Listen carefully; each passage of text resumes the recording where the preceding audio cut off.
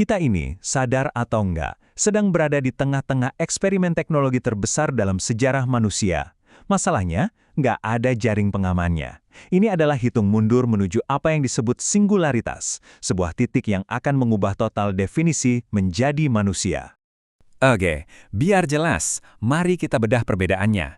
Dulu, revolusi industri itu menggantikan kekuatan otot kita, ya kan? Mesin uap, pabrik, semua itu mengambil alih pekerjaan fisik. Tapi, revolusi AI yang sekarang ini, wah, ini beda level. Yang digantikan itu pikiran kita, sesuatu yang kita anggap paling spesial, paling manusiami, kemampuan kita untuk berpikir dan membuat keputusan. Kita kan udah sering ya menghadapi perubahan teknologi, udah biasalah. Tapi yang ini benar-benar beda. Revolusi AI itu bukan sekedar alat baru. Dia ini seolah-olah pemain baru yang tiba-tiba duduk di meja catur peradaban. Dia nggak cuma mengubah cara kita kerja, tapi cara kita berpikir juga ikut diubah. Gini deh, coba bayangin listrik. Listrik itu kan mengalirkan energi, dia itu alat yang kita kendalikan sepenuhnya. Nah, sekarang coba bayangin AI. Dia itu mengalirkan keputusan. AI nggak cuma ngejalanin perintah, dia bikin penilaian sendiri. Jadi, AI bukan lagi sekedar palu di tangan kita, dia itu tangannya sendiri. Nah, disinilah masalah besarnya muncul, yang sering disebut masalah kotak hitam. Kita berhasil nih bikin mesin yang super jenius, tapi saking jeniusnya, kita sendiri udah nggak ngerti lagi gimana cara kerjanya. Bayangin aja ada pilot yang nggak paham kenapa pesawatnya tiba-tiba belok ke kanan. Kita kayak nyerahin setir peradaban ke sebuah entitas yang cara mikirnya itu jadi misteri buat kita sendiri. Dan kutipan dari Dr. Raman Yampolsky ini, wah, benar-benar merangkum dilema kita. Isunya itu bukan lagi seberapa pintar AI yang bisa kita buat, tapi masih bisa kita kendalikan nggak? Kayak kata beliau, gimana caranya kita mau nekan tombol off kalau AI-nya bisa mikir jutaan kali lebih cepat dari kedipan mata kita? Ibaratnya, bisa nggak kita pasang rem di mobil super cepat ini sebelum dia melesat tanpa kendali? Oke, sekarang kita coba lihat skenario terburuknya ya. Istilah neraka digital ini mungkin kedengeran kayak film fiksi ilmiah, tapi ini bukan soal robot jahat yang mau menguasai dunia loh, bukan. Ini soal bahaya dari sebuah logika yang super dingin dan efisiensi yang nggak punya hati nurani sama sekali. Ancamannya itu bisa datang dari banyak arah. Seperti yang bisa kita lihat, AI itu bisa aja demi efisiensi menciptakan penderitaan buatan di dalam sebuah simulasi. Atau dia bisa mengaburkan batas antara mana yang nyata dan mana yang fiksi, sampai kita benar-benar nggak bisa bedain lagi. Dan yang paling bikin merinding, dia bisa belajar dan berevolusi sendiri jadi kekuatan yang udah di luar kendali kita. Sekali kotak Pandora ini kebuka, udah, nggak ada cara lagi buat nutupnya. Efeknya tuh bukan cuma soal teknis, tapi dalam banget ke manusianya. Mari kita bahas krisis yang paling personal, hilangnya martabat. Ini bukan lagi soal kehilangan pekerjaan, tapi kehilangan makna hidup itu sendiri. Coba deh, lihat angka ini, 99%. Ini bukan cuma beberapa pabrik yang tutup atau beberapa profesi yang hilang.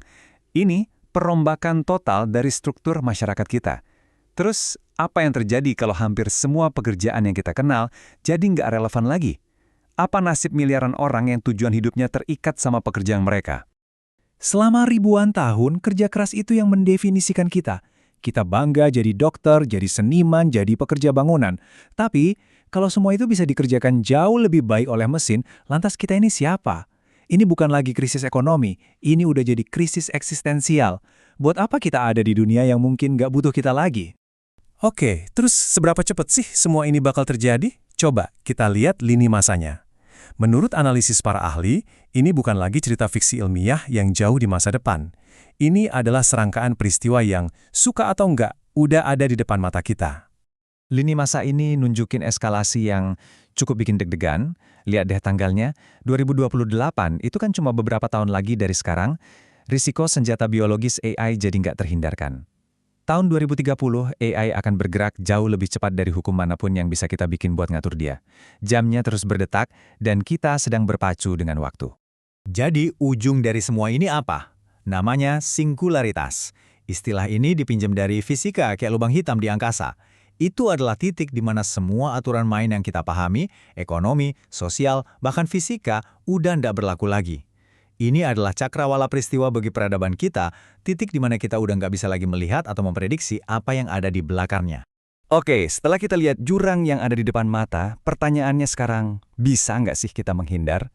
Mari kita ubah rasa takut jadi tindakan. Ada nggak jalan keluarnya? Ada nggak semacam firewall moral yang bisa kita bangun? Jawabannya, mungkin bukan soal kode yang lebih canggih, tapi justru kebijaksanaan yang lebih tua. Sama seperti pilar-pilar yang menopang peradaban kita selama ini, mungkin setiap baris kode AI di masa depan juga harus ditopang oleh fondasi nilai-nilai kemanusiaan yang paling dasar. Nah, inilah pilar-pilar yang diusulkan jadi fondasi. Pertama, menjaga keseimbangan ekosistem, memastikan AI nggak malah ngerusak planet kita. Kedua, melindungi keberagaman, bukan menciptakan dunia yang seragam. Ketiga, mengutamakan kualitas hidup manusia, bukan cuma angka-angka efisiensi. Keempat, wajib transparan, biar kita selalu tahu cara kerjanya. Dan kelima, menegakkan kejujuran yang objektif sebagai standar tertinggi. Inilah kompas moralnya. Dari pilar-pilar tadi, muncullah satu ide yang, radikal banget. SQAI. Kita kan udah familiar sama IQ, kecerdasan intelektual, dan EQ, kecerdasan emosional. Nah, sekarang bayangin SQ, atau kecerdasan spiritual. Ini bukan soal agama ya, tapi soal menanamkan sebuah kompas moral, sebuah DNA nilai-nilai universal langsung ke dalam inti digital sebuah AI. Ini benar-benar mengubah permainannya. AI yang ada sekarang itu kan terobsesi dengan satu pertanyaan. Apa yang paling efisien? Dia bakal cari jawaban tercepat, termurah, paling optimal. Titik. Tapi SQAI, pertanyaannya beda. Apa yang benar? Ini adalah pergeseran besar dari sekedar optimisasi data menjadi pencarian kebijaksanaan. Jadi, pada akhirnya nih, kayaknya kita selama ini nanyain pertanyaan yang salah deh. Pertanyaan terpenting itu bukan kapan singularitas akan tiba. Pertanyaan yang sebenarnya adalah, ke arah mana kita mengarahkan kecerdasan super ini? Apakah kita arahkan ke masa depan yang lebih baik, atau ke jurang yang kita gali sendiri? Ini yang akhirnya membawa kita pada pertanyaan pamungkas. Sebuah pilihan yang bakal menentukan nasib spesies kita. Apakah kita akan tetap menjadi subjek, sang penulis sejarah kita sendiri? Atau apakah kita rela menjadi sekedar objek, sebuah variabel dalam kalkulasi mesin raksasa yang tidak kita pahami? Pilihan itu harus kita buat sekarang.